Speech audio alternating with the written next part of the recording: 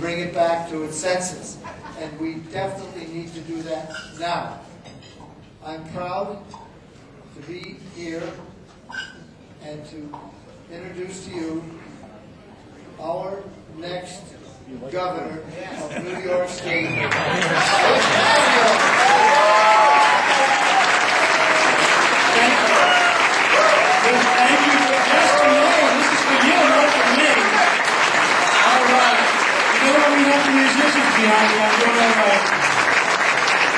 Thank you, Jeff, and thank you, Jeff. I'm thrilled to be here. I'm thrilled to be able to say thank you to all of you. And by the way, the fact that lights went on when I stepped up had nothing to do with, anything. So are we ready to elect a Republican governor? Yes! Are we ready to take this state back?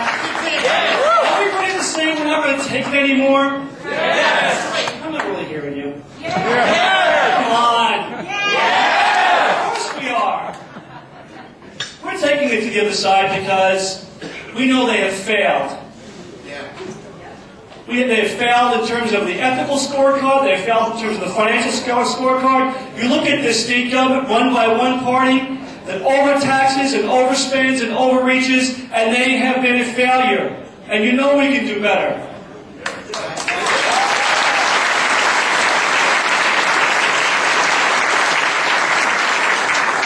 This one-party rule by Democrats in Albany has not created jobs. It has destroyed jobs. It can't balance budgets. It can't take on the special interests. It can't do the things that we need to get done for our children and for our grandchildren. And that's why I'm running. That's why I'm running. Because I know we need and deserve better than what we're getting.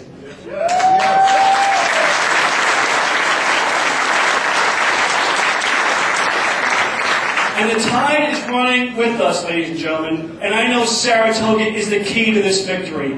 I know it because I've seen it.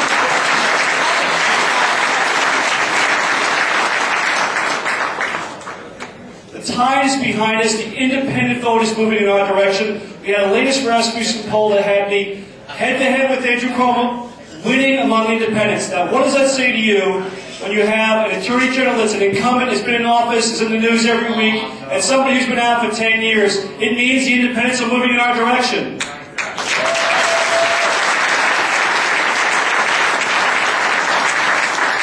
And some people say that Andrew Cuomo, he's going to be the shoe, and he's going to be the next governor. What do we say about that? That's what I'm talking about. But we've seen this book before. We've seen this movie before. And if you have forgotten how it ends, just ask Martha Coakley. Remember her? Because Republicans have been winning in New Jersey and Massachusetts and the suburbs of New York and Northern Virginia because they've been running on the principles that are timeless. Hard work and savings and investment and faith and family and integrity. And that's how we're going to win this campaign.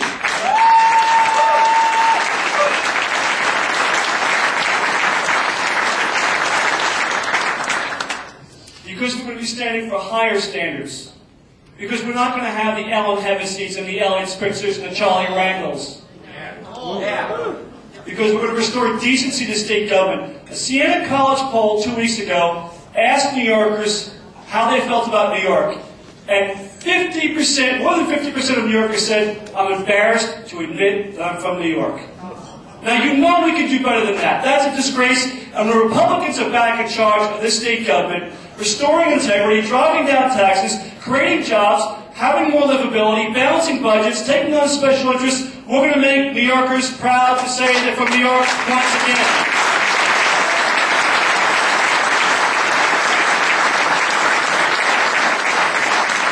So when I'm governor, I'm going to use the authority that's been given to each governor to veto bills that spend more than we can afford. I'm going to balance budgets. I'm going to take on the spending lobby. I'm going to tell them enough. We're not living in fiscal chaos anymore. And we're not going to borrow our way out of this. We're not going to kick the can down the road because it is wrong. It is absolutely wrong, ladies and gentlemen. This mess was created on our watch, and we will fix it on our watch. We will not turn this over to the next generation to have to grapple with the mess that's been created in Albany. We're going to do it by making tough, decisive decisions. the right decisions for this state, not for the next election, but for the next generation.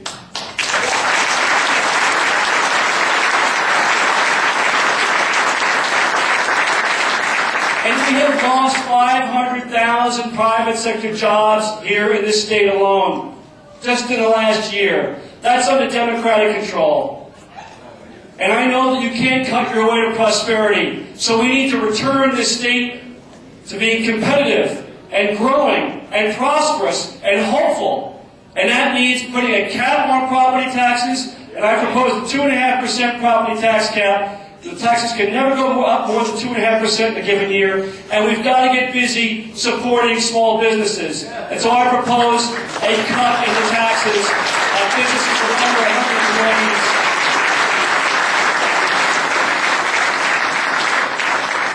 And if we've got to phase it in, let me tell you, we will phase it in over time if we have to because of the size of this deficit. And we will start with upstate, because this is where we need the most help. Not so much here in Saratoga, by the way, Jasper. But throughout the region, because we're going to stand for the folks here. And we talk about the cost of health care, and you saw that monstrosity of a bill that imposed another $1 billion unfunded mandate on New York. And how many Democrats from New York stood up to say, I'm standing with the New York people of New York and taxpayers of New York? None. And we can do better. And we will do better. We're going to send Republicans to Congress. They're going to rethink that bill and repeal those provisions and put power back in the hands of physicians and the people.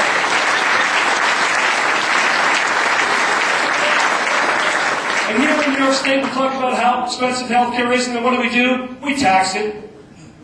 We complain about the cost of energy and how it pushes manufacturing jobs out of the state. And what do?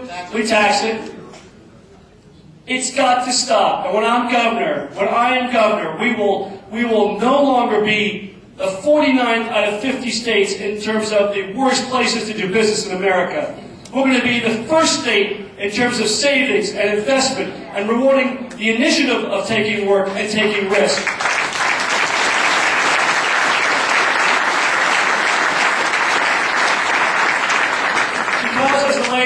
Late Jack Kemp used to say, you can't say you love jobs and hate the job creators. So when I'm governor, we're going to make New York State a place that takes pride in calling itself the Empire State. There's meaning in those words. And when you get a call from the Siena College folks this time next year, and they ask you, are you embarrassed or proud to be a New Yorker? You're going to say, I'm proud to be a New Yorker.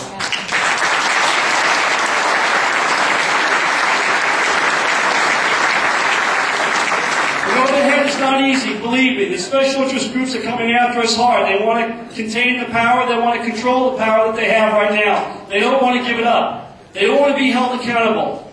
But I promise you this, I will stand with the average common New Yorker against them. I will balance these budgets. I will make the tough calls, even if it means I'm done politically after 4 years. I'm fine with that, because I know if I do what I need to do for you, your children, your grandchildren, I may not be politically viable afterwards. That's fine with me. I just want to be able to have the satisfaction to turn over to my Republican successor a state that's more hopeful, more vibrant, more positive, more optimistic than we have right now. And Saratoga, you're going to help deliver that for me.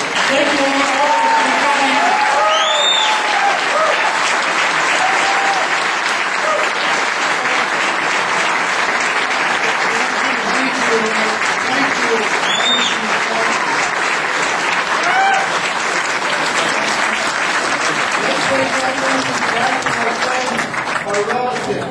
This is just beginning. We're starting now to keep the pressure on and send home the message to our friends and neighbors. By the way, we do have some things going here in Saratoga County. Someone saw the paper the other day. We must be doing something right. We now have 20,000 more in our county. And people must like what we're doing. We're running the county here at the county level. It's paying off. Let's spread that word out to the other counties. We can get this victory in November. Please stay focused